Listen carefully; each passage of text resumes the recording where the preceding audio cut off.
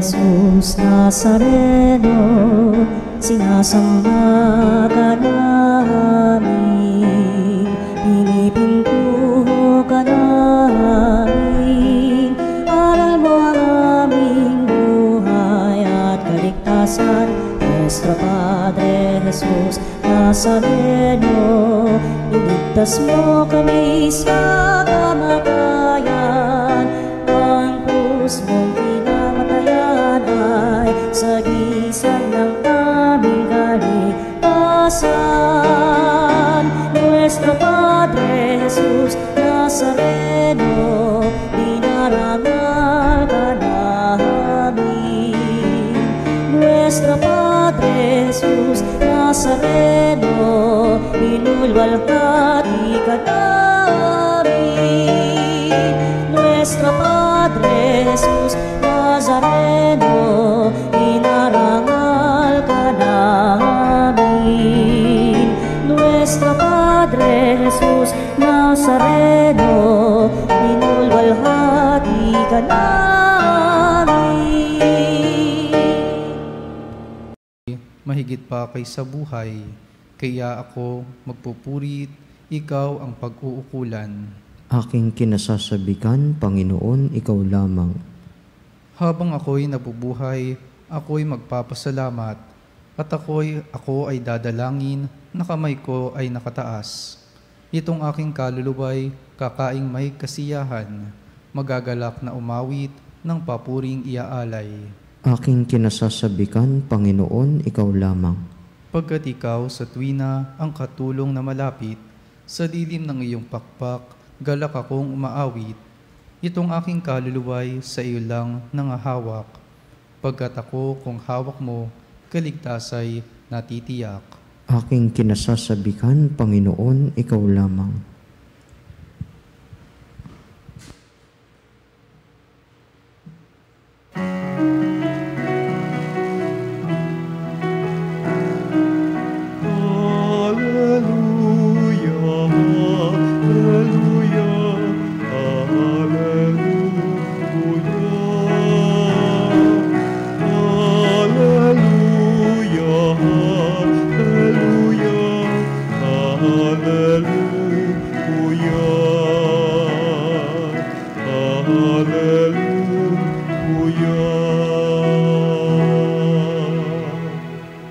Ipahayag mo, Maria, na si Kristo'y nabuhay na, libingan niya'y iyong nakita.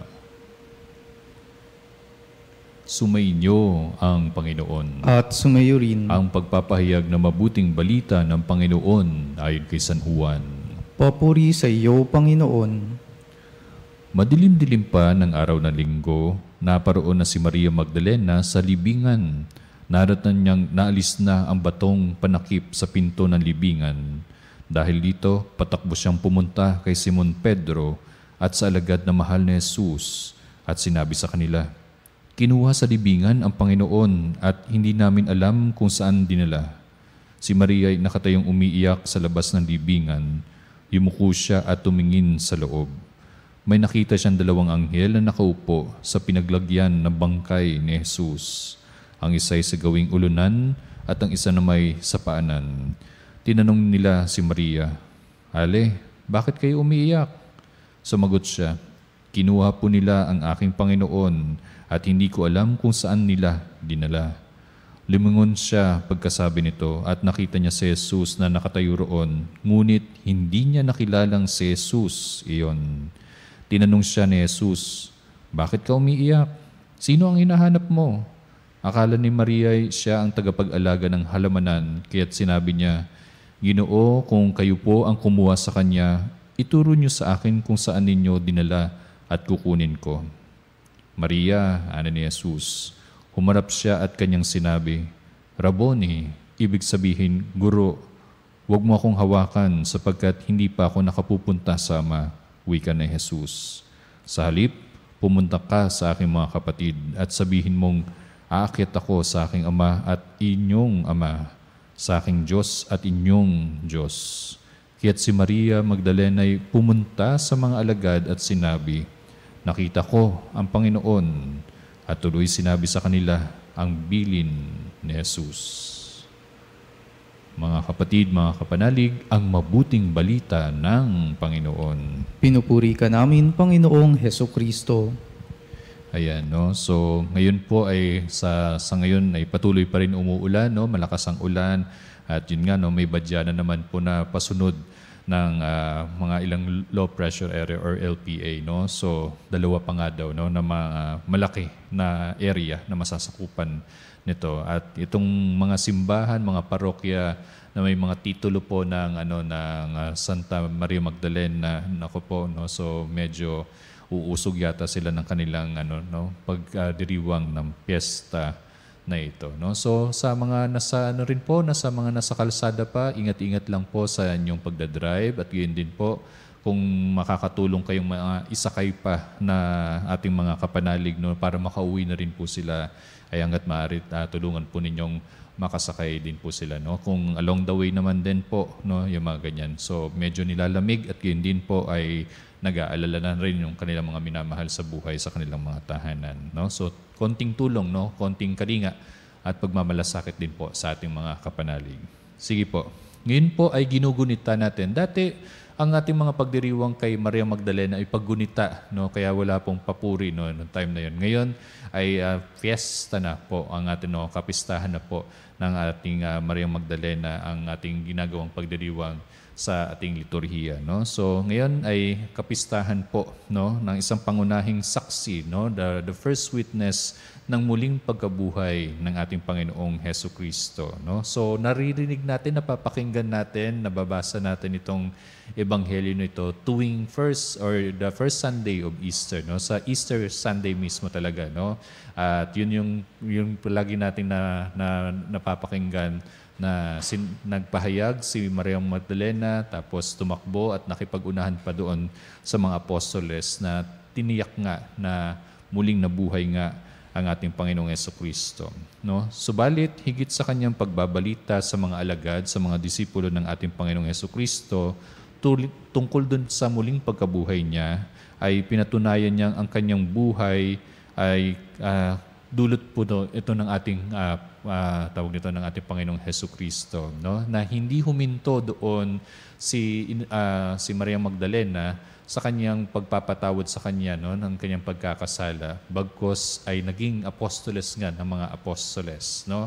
At siya ay naglingkod at yun din ay pinakita ang kanyang pananampalataya sa ating Panginoong Jesucristo.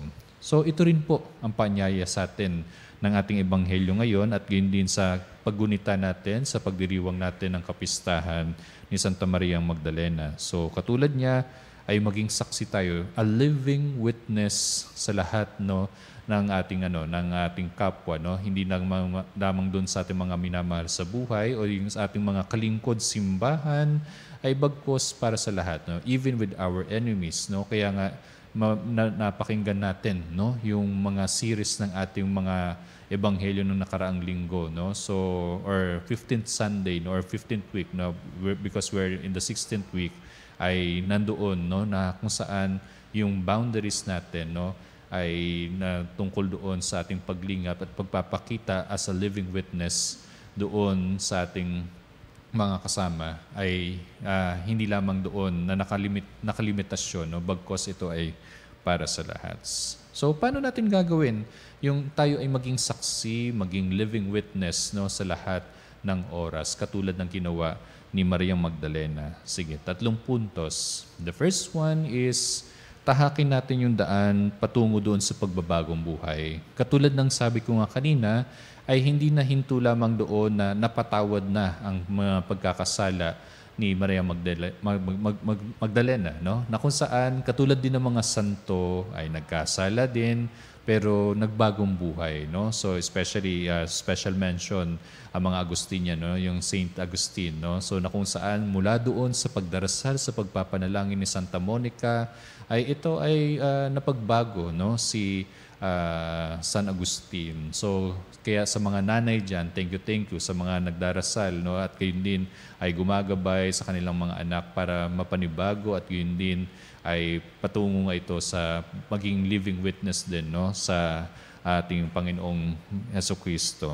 Ito po yung katanging bagay, no, na nangyayari sa mga taong nakakasaksi sa muling pagkabuhay ng ating Panginoong Hesukristo. No? So na kung saan yung pagbabagong buhay na yon ay nakikita rin sa atin yung ating Panginoong Hesukristo. Kaya mula sa pagiging takot, no, na si Maria Magdalena, kasi yung takot, yung trauma na naranasan niya, it's because yung pagkakasala at gayon din, di ba, yung ang dulot din ng pagkakasala, the effect of this is yung lumalayo ng tao, na-discriminate tayo ng tao. Yun doon nga, noong time na yun ay she's actually put to death, no? Stoned to death pa nga ang gagawin kay Maria Magdalena. So instead of takot, no, sila yung naging matapang na maging saksi sa pananampalataya. No? It's because iba yung ginhawa, iba yung liwanag, iba yung aliwalas kasi na binibigay nito ng ating pagiging pagbabagong buhay. No? So yun. Instead of yung dati nating makasalanang gawi, ay nandun nga, no, nakakubli tayo sa dilim, hindi tayo nagpapakita, yung mga ganyan. Lagi tayong tago ng tago, yung mga ganyan. No? So hindi natin maipakita yung tunay natin. Kaya tahakin natin yung landasin natin sa pagbabagong buhay natin.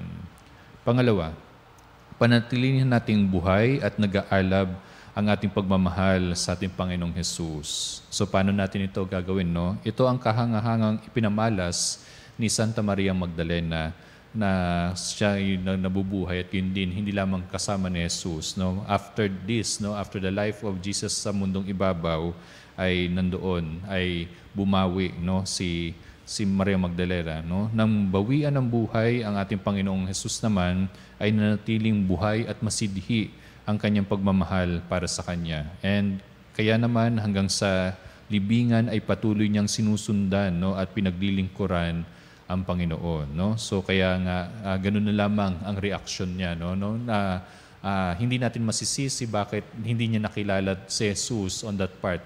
It's because of her emotion, it's because yung luha nandoon, no? So kumbaga kailangan muna natin tanggalin yung luha sa ating mga mata para makita natin yung grasya na ibinibigay sa atin ng ating Panginoong Diyos. No? Makita natin yung kagandahan ng mga plano ng Diyos sa atin. No? So katulad din ni Maria Magdalena ay mag-alab. No? So para mag-alab yung ating puso ay tanggalin muna natin, no?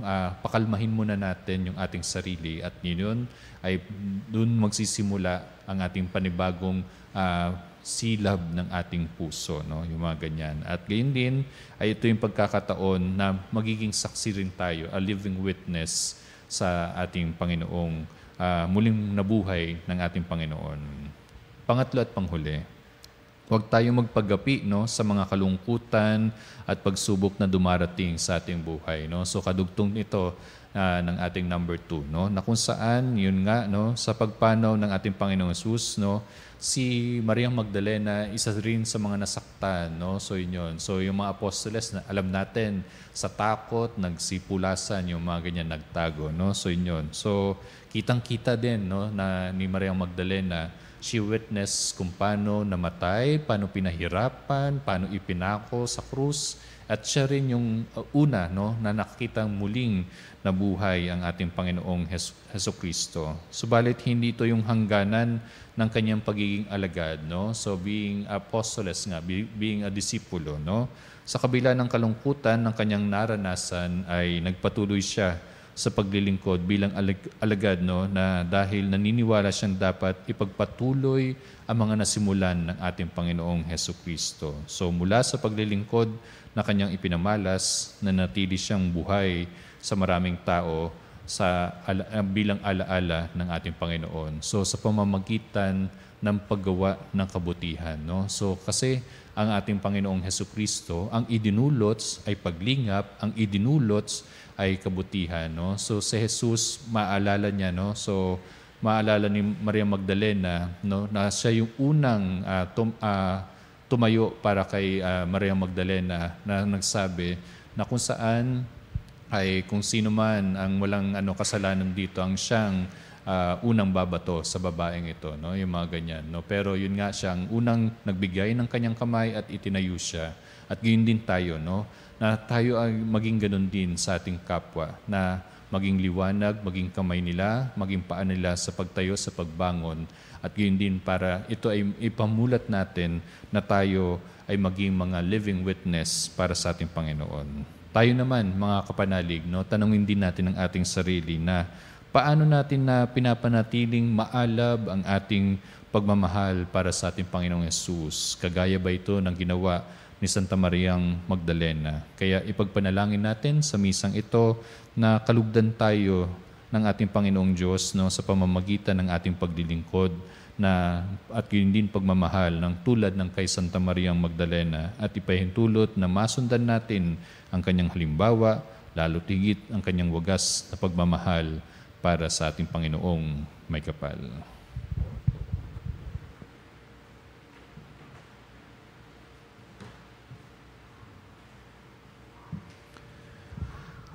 Naranasan ni Maria Magdalena ang kagalakan ng pagtatagpo nila ni Jesus sa muling pagkabuhay nito.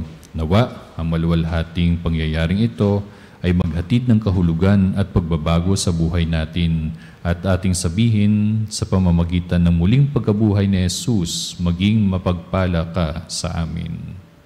Sa pamamagitan ng muling pagkabuhay ni Jesus, maging mapagpala ka sa amin. Ang simbahan ng Diyos, naway magpanibago kay Kristong muling nabuhay at ihatid ang kanyang mensahe ng pag-asa at pag-ibig sa buong mundo. Manalangin tayo sa Panginoon. Sa pamamagitan ng muling pagkabuhay ni Jesus, maging mapagpala ka sa amin. Ang pamayanan ng mga mananampalataya naway magpatotoo sa muling pagkabuhay ni Kristo sa pamamagitan ng kanilang halimbawa at patuloy na pagtalikod sa kasalanan. Manalangin tayo sa Panginoon. Sa pamamagitan ng muling pagkabuhay ni Jesus, maging mapagpala ka sa amin. Ang mga nasa madilim na libingan ng kasalanan naway makatagpo kay Jesus ng lakas at sigla sa pagbangon sa isang buhay ng katapatan sa Ebanghelyo. Manalangin tayo sa Panginoon. Sa pamamagitan ng muling pagkabuhay ni Jesus, maging mapagpala ka sa amin. Ang mga nasisiraan ng loob dahil sa mga waring walang katapusang mga paghihirap, naway makatagpo sa muling pagkabuhay ng tapang na ipagpatuloy ang kanilang paghahanap ng higit na mabuting buhay. Manalangin tayo sa Panginoon. Sa pamamagitan ng muling pagkabuhay ni Jesus, maging mapagpala ka sa amin. Ang mga lumisan na sa buhay na ito, naway mapatawad sa kanilang mga kasalanan ni Jesus na aming manunubos.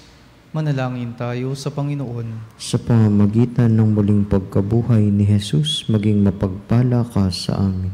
Itaas din natin ang mga kapatid nating nangangailangan ng panalangin, ang mga pangangailangan ng ating pamayanan at ang ating natatanging kahilingan.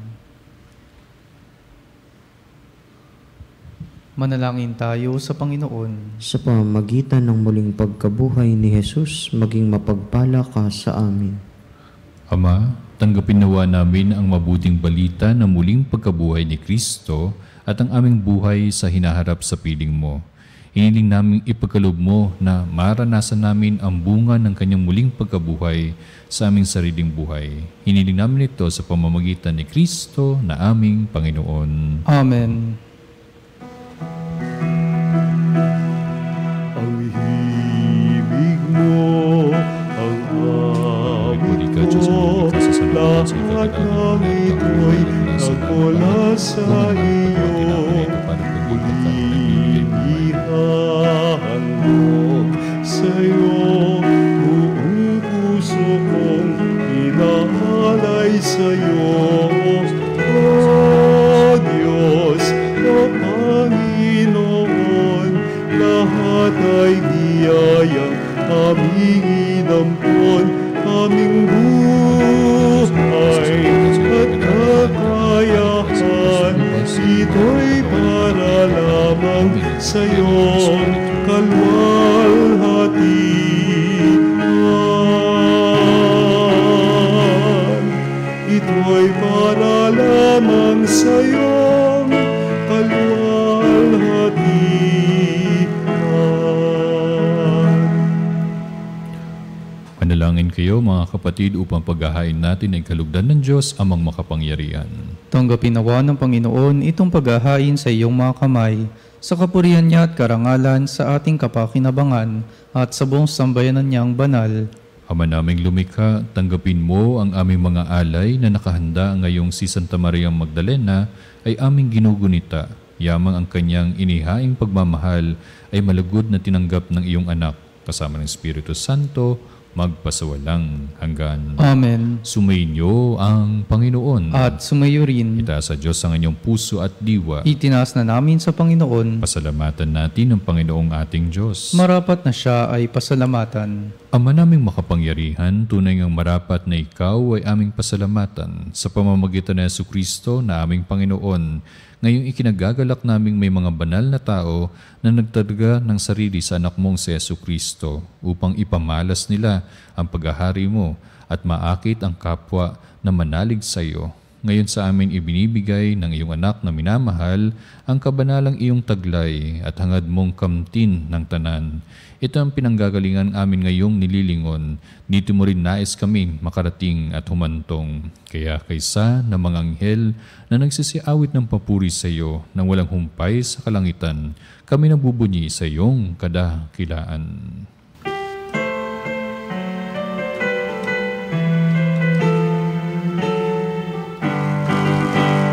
Santo, Santo, Santo, Diyos makapangyarihan, puspos ng walhati ang langit at lupa, Hosanna.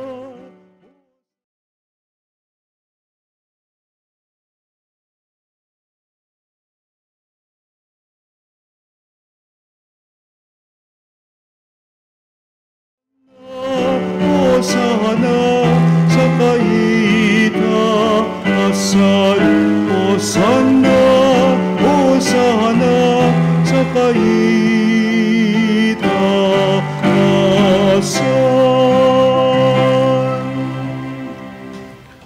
Ama naming banal, ikaw bukal ng tanang kabanalan, kaya't sa pamamagitan ng iyong Espiritu, gayong banal ng mga kaloob na ito upang para sa amin maging katawan at dugo ng aming Panginoong Jesucristo. Bago niya pinagtisang kusang loob na maging handog, hinawakan niyang tinapay, pinasalamatan kanya. Pinaghati-hati niya yon, hinabot sa kanyang mga alagad at sinabi, "Tanggapin ninyo lahat ito at kanin. Ito ang aking katawan na ihahandog para sa inyo."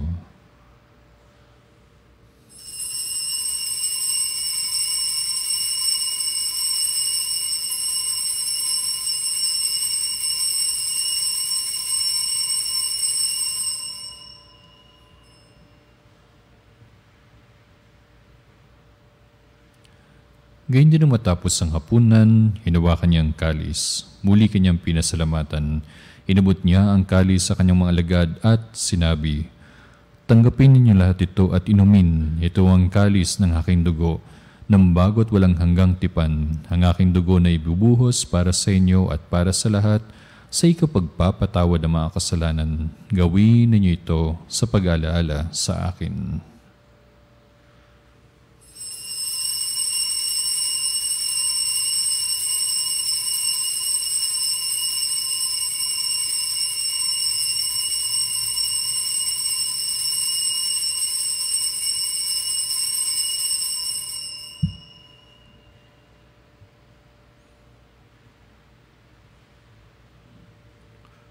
Ipagbunyi natin ang misteryo ng pananampalataya. Si Kristo'y namatay, si Kristo'y nabuhay, si Kristo'y babalik sa wakas ng panahon. Ama, ginagawa namin ngayon ang pag-alala sa pagkamatay at muling pagkabuhay ng iyong anak. Kaya tinaalay namin sa iyo ang tinapay na nabibigay buhay at ang kalis na nagkakalob ng kaligtasan. Kami nagpapasalamat dahil kami iyong minarapat na tumayo sa harap mo para maglingkod sa iyo. Isinasamo namin kami magsalo-salo sa katawan at dugo ni Kristo ay mabuklod sa pagkakaisa sa pamamagitan ng Espiritu Santo. Ama, lingapin mo yung simbahang laganap sa buong daigdig. Puspusin mo kami sa pag-ibig. kaysa ni Leon ng aming Santo Papa, ni Elias na aming obispo, ng Tanang Kaparian, mga relyoso at relyosa, at ang aming lingkod, simbahan. Alalanin mo rin ang mga kapatid naming nahimlay na may pag-asang sila'y muling mabubuhay. Ganyan lahat ng mga pumanaw. Kawaan mo't sila't patuloyin sa iyong kaliwanagan. Kawaan mo't panginapatin kaming lahat na makasalo sa iyong buhay na walang wakas. Kaisa ng mahal na Birheng Maria, Nana ng Diyos, ang Birhen ng Veritas. Kaisa ng kanyang kabiyak ng puso na si San Jose. Kaisa ng mga apostol ni Santa Maria Magdalena at lahat ng mga banal na namuhay dito sa daigdig ng kalugod-lugod sa iyo. May pagdiwang nawa namin ang pagpupuri sa kararangal mo sa pamamagitan ng iyong anak na aming Panginoong Heso Kristo. Sa pamamagitan ni Kristo, kasama niya at sa Kanya, ang lahat ng parangal at papuri ay sa iyo, Diyos Amang makapangyarihan, kasama ng Espiritu Santo, magpasawalang hanggan. Amen. Amen.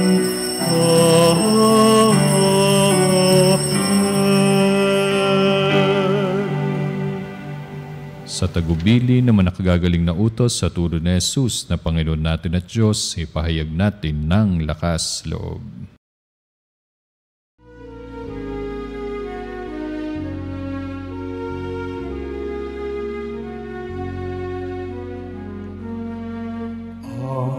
Namin sumasalangit ka, sambahin ang ngalan mo.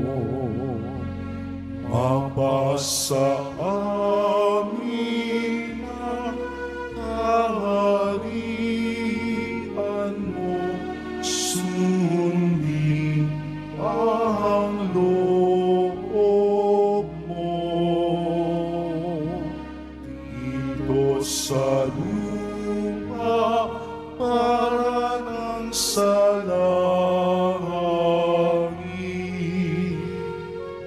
bigyan mo kami ngayon ng aming kakanin sa araw-araw,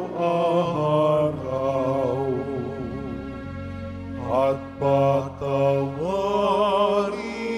mo ang aming mga sala para ng pagpapatawad namin sa nagkakasala sa amin, at huwag mo kami pahintulot sa tukso, at iadya mo kami sa lahat ng masama.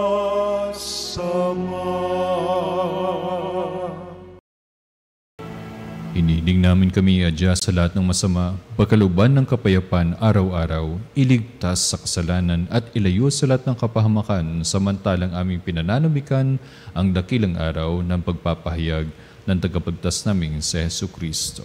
Sapagat iyo ang kaharian at ang kapangyarihan at ang kapurihan, magpakailanman. Amen. Panginoong Hesu Kristo, sinabi mo sa mga apostol, kapayapaan ang iniiwan ko sa inyo, ang aking kapayapaan ang binibigay ko sa inyo. Tunghayan mo ang aming pananampalataya at huwag ang aming paulit-ulit na pagkakasala. Pagkalubod mo kami ng kapayapaan at pagkakaisa, ayon sa iyong kalooban, kasama ng Espiritu Santo, magpasawalang hanggan. Amen. Ang kapayapaan ng Panginoon ay laging sumainyo. At sumayo rin. Nang may kababaang loob, mabigayan tayo ng tanda ng pagmamahal at kapayapaan sa bawat isa. Peace be with you, mga kapanalig. Sa pagsasawa Kordero ng Diyos na nag-alis ng mga kasalanan ng sanlibutan, maawa ka sa amin.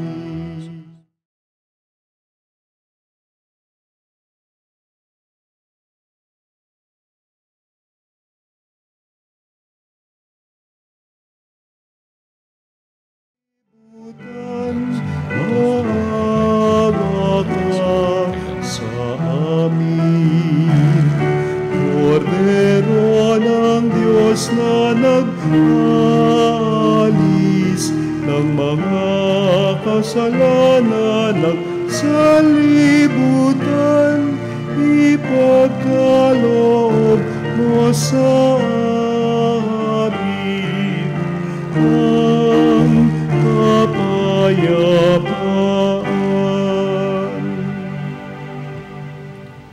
Mga kapatid, mga kapanalig, ito ang kordero ng Diyos. Ito nag-aalis ng mga kasalanan ng sanlibutan. Mapalad ang manayan sa kanyang banal na piging. Panginoon, hindi ako karapat-dapat na magpatuloy sa iyo, ngunit sa isang salita mo lamang ay gagaling na ako. Ipagsanggalang nawa tayo ng katawan at dugo ni Kristo para sa buhay na walang hanggan. Amen.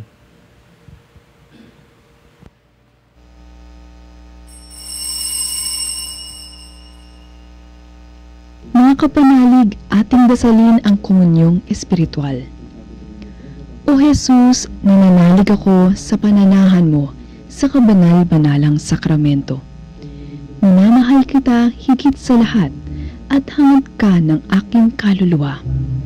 Hindi ko man matatanggap ngayon ang iyong katawan at dugo, inaasahan ko na patuloy kang mamumuhay sa aking puso. Naniniwala ako na narito ka at kaisa ka ng aking buong pagkatao. Huwag mong ipahintulot na mawalay ako sa iyo.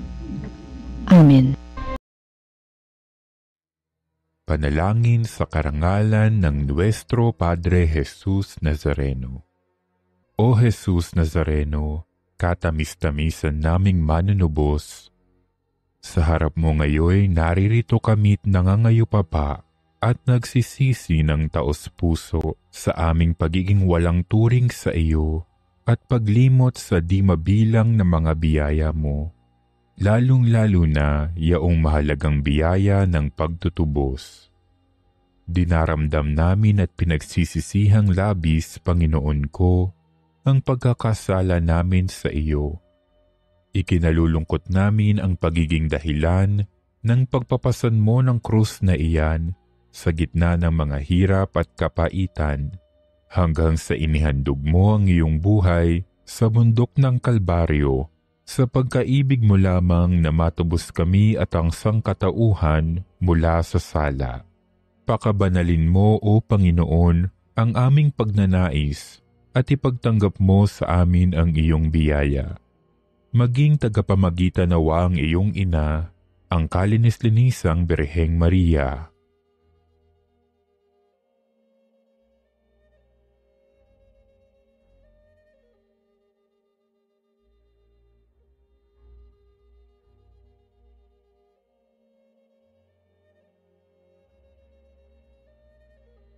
Ama naming makapangyarihan, niloob mong akuin ang iyong anak, ang krus at kamatayan, upang ang sangkatauhan ay matubos at mabuhay. Ang pag-ako namin sa krus at kamatayan dito sa lupa, ayon sa diwa ng pagsunod sa iyong loob, na ginanap ng iyong anak, ay magpagindapat nawa naming kamtin ang lubos na katubusan at pagkabuhay sa iyong piling, sa pamamagitan ni Hesukristo, kasama ng Espiritu Santo, magpasawalang hanggan. Amen. Nuestro Padre Jesus Nazareno, Panginoon namin at Diyos, kaawaan mo kami. Manalangin tayo. Ama naming mapagmahal, sa tinanggap naming banal na pakikinabang, mag-umapaw nawa sa amin ang nananatiling pag-ibig na siyang nagdulot ng kaugnayang mahigpit ni Santa Maria Magdalena na guro niyang si Kristo. Kasama ng Espiritu Santo, magpasawalang hanggan. Amen. Mga kapatid, mga kapanalig, itaas natin ang ating mga intensyon, mas lalo na sa ating mga kagalingan ng ating pisikal at gayon din ng ating spiritual sa ating susunod po ng ating pagtatanghal sa banal na sakramento. Maihabol ko lang po mga kapanalig ay ngayon pong araw na ito, sa ganap po ng 6:00 ng gabi, ay dadalhin po namin dito ang relic at gayon din po ang imahe po ni St. Titus Bransma, isang Carmelite, at siya po ang santo para sa press media. At gayon din po kung mayroon po kayong mga intensyon para sa inyong mga kagalingan, ay ganoon din po ay pwede niyo pong itaas din po kay San Tito Bransma, isa pong Dutch Carmelites. Pangungunahan po yan po later on po ng aming kapatid na po si Reverend Father Christopher Labrador Order of Carmelites. Sumainyo ang Panginoon At sumayo rin. at pagpalain kayo na makapangyarihang Diyos, Ama, Anak at ng Espiritu Santo. Amen. Nayayain natin ng banal na misa, humayot kayo at lumingap katulad ni Kristo sa ating kapwa. Salamat sa Diyos.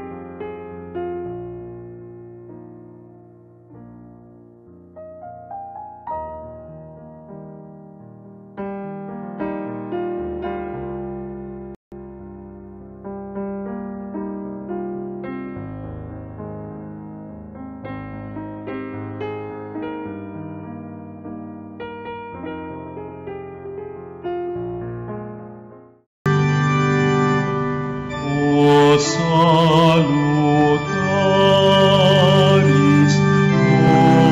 hostia,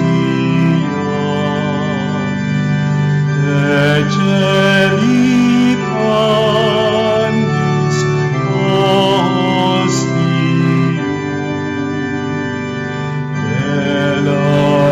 elabremur hostilia,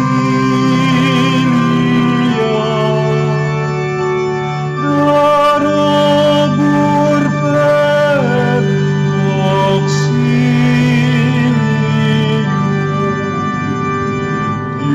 unitri noce Domino, sit sempiterna gloria,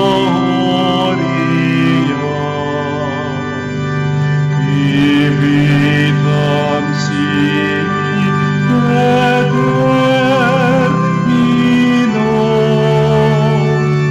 nobis donet in patria.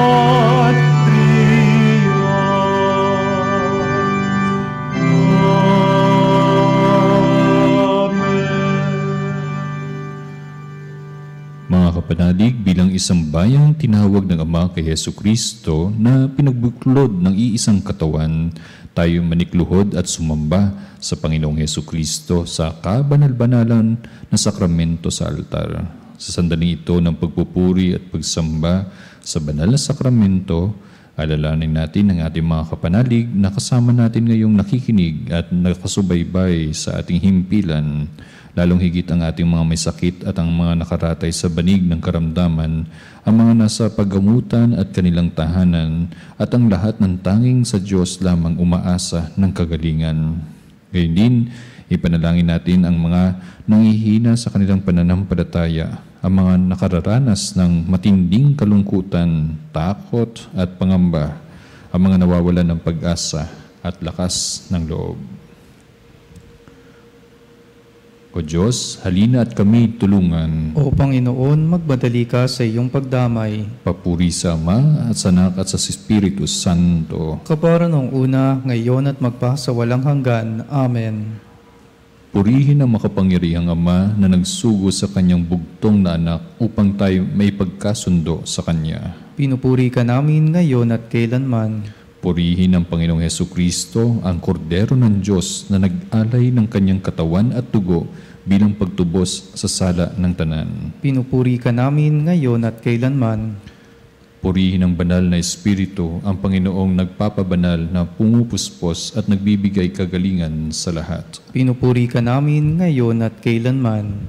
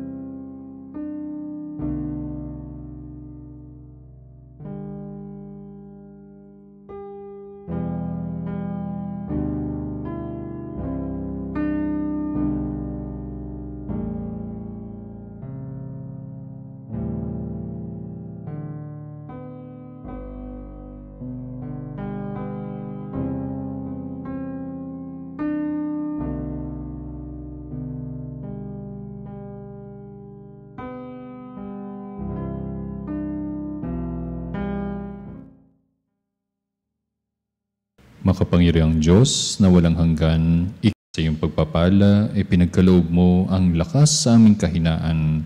Tunghayan mo po ng may kagandaang loob ang iyong mga lingkod na may sakit at karamdaman, ang nababalisa at nawalan ng pag-asa, ang mga natatakot at nalulumbay, ang mga may matinding problema at pinagdaraan ng hirap sa buhay, ang mga nasa bingit ng kamatayan. Pagalingin at aliwin po sila sa kanilang mga karamdaman at ibalik sa kalusugan at kapanatagan ng loob upang mabatid nila ang iyong kabutihan at sila'y magpasalamat sa iyong banal na pangalan. Hiniling namin ito sa pamamagitan ni Kristong aming Panginoon. Amen. Panginoon, nagsusumamo kaming dalawin ang tahanang ito at alisin mula rito ang lahat ng mga mapanirang kapangyarihan ng kaaway. Manahan nawa rito ang inyong mga anghel at banal upang panatilihin kami sa kapayapaan at sumaamin nawang lagi ang iyong pagpapala. Hiniling namin ito sa pamamagitan ni Kristong aming Panginoon. Amen. Gawaran nawa tayo ng makapangyarihang Diyos sa kapanatagan ng loob at mapayapang buhay. Amen.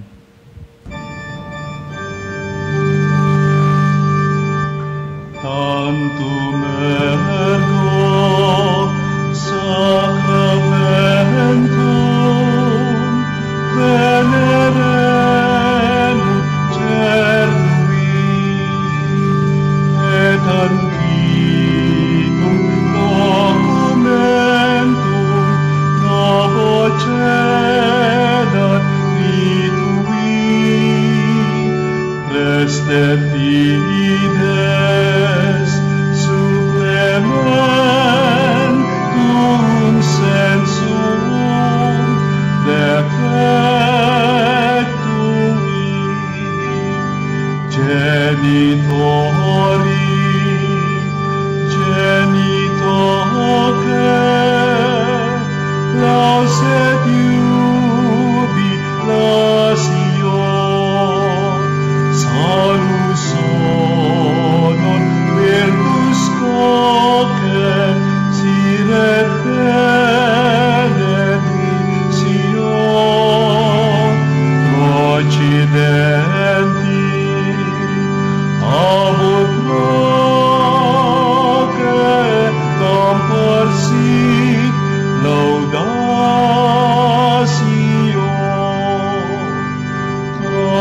Amen.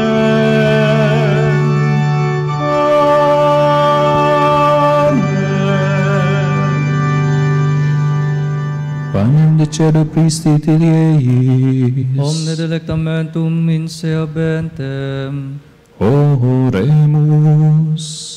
Deus qui nobis sub sacramentum mirabili, passiones suam memoram reliquisti, tribuico sumus, et unus corporis et sanguinis tui sacra mysteria venerari, redemptionis tui fructum, in nobis iugiter sentiamus, qui vives et regnas in saecula saeculorum. Amen.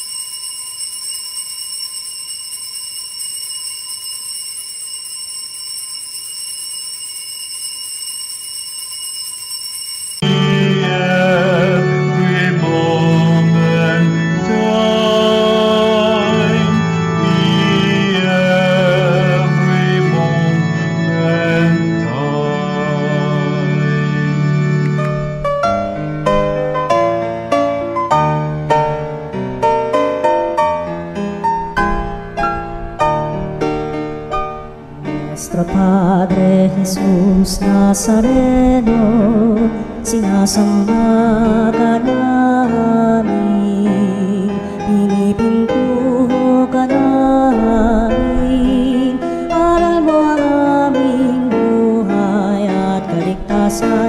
Nuestro Padre Jesus Nazareno, iligtas mo kami sa kamatayan.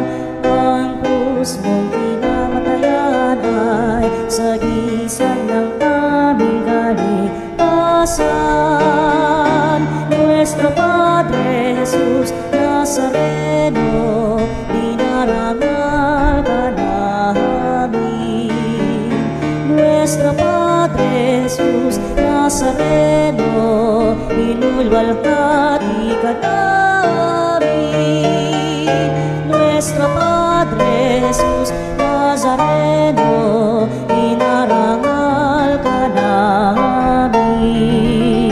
Nuestro Padre Jesus Nazareno,